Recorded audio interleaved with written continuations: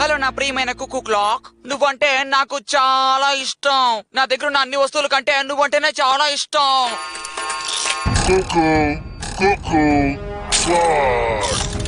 నాకు టైం చెప్పినందుకు చాలా థ్యాంక్స్ కుక్కు క్లాక్. టైం అయిపోయింది, కిక్కి పాటికి వచ్చేసే ఉంటాడు. Extreme bathroom break.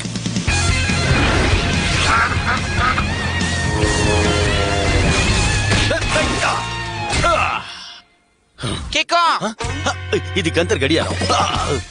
నీకే కాలేదుగా? ఓ థ్యాంక్ గాడ్. నేను ఎంత భయపడ్డానో తెలుసా కిక్కో?